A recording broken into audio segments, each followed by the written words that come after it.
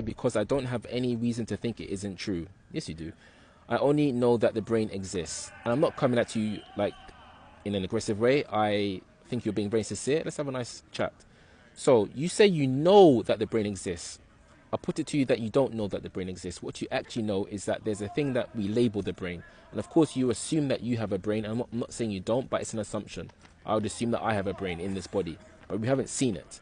And even if you had seen it, it doesn't mean that you know the brain exists, because being very meticulous here, staying with truth.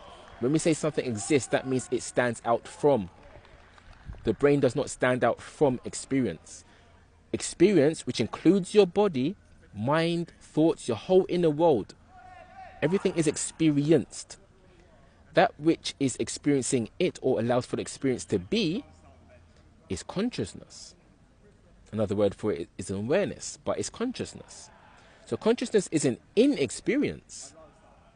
Now, everything that is within experience from consciousness's point of view is just an experience of consciousness. It doesn't matter what you label it. So it's all the exact same from the perspective of consciousness. So the brain doesn't exist as a separate thing.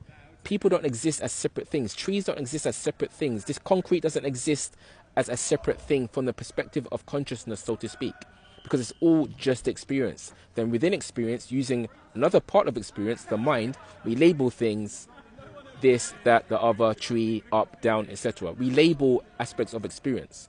But just like in a dream, where everything seems to be separate and you seem to be an individual person, really everything in that dream is just the mind. It's just the mind. So the brain inside a person's head in the dream is just the mind. The tree in the dream is just the mind. It's all just the mind. And what's the mind? Consciousness. Taking a step back, the mind is again an experience of consciousness. It's all consciousness. So the same thing I just said with that dream analogy, it's the same here, but it's harder to see. Everything is the dream of consciousness. Nothing exists independently. The brain doesn't exist independently of experience. And again, all experience is intrinsically not even linked. It just is an aspect of consciousness. It just is. There's no separation. You can't separate experience from consciousness. Try. I dare you. You also say you cannot prove rather than a consciousness that I cannot prove other than through my own experience. Don't belittle your own experience, because that's the only way to truth. And that's the problem with the scientific community, and definitely the religious community, is you downplay your own experience. Your own experience is that you are conscious first and foremost, aware of experience.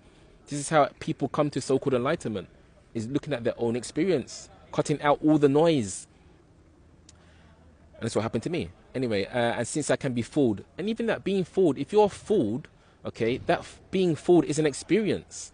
But what's aware of the confusion? What's aware of you being fooled? Again, it's consciousness. Consciousness can't be fooled. It's just awareness. Can you fool the sky? It's just what it is. It's just that which holds allows for the clouds to be.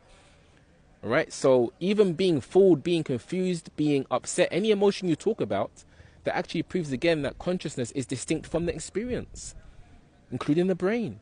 Let's say the brain can be fooled. Okay, but consciousness is aware the brain is being fooled. So consciousness isn't fooled. It's clear. You understand? That's all I'll say for now. I'll see what you gather from that. And have a wonderful evening or day.